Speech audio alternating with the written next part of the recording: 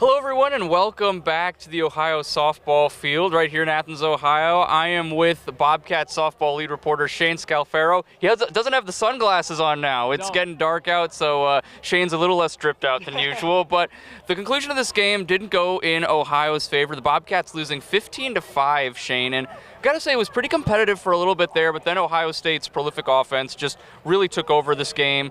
It was just home run after home run, and ultimately the Bobcats just came up short. But what was it to you that really stood out in this one, Shane? On Ohio State's side, on OU side, what's really your biggest takeaway from this one? I mean, the big and obvious one, Ohio State's ability to score is incredible. They hit home run after home run, just really kept pressure on OU to kind of keep up with them.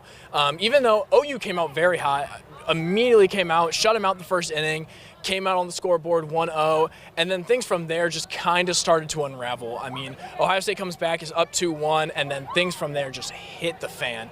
But I do like their way that they started this game.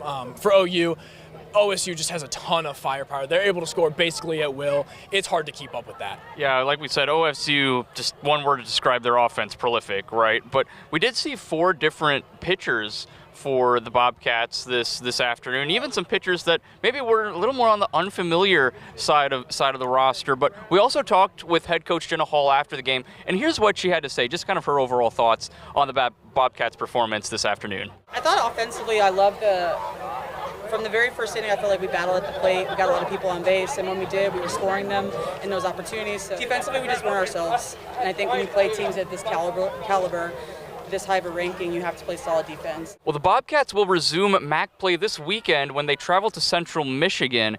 And Shane, that's going to be a big one for the Bobcats. Want to get back on track. This loss tonight ends their 5-game winning streak. So if you can get back on track in that 3-game series, you should be good to go heading into the rest of the season. Oh, absolutely. And it's no easy task taking on Central Michigan. Currently second in the MAC behind OU.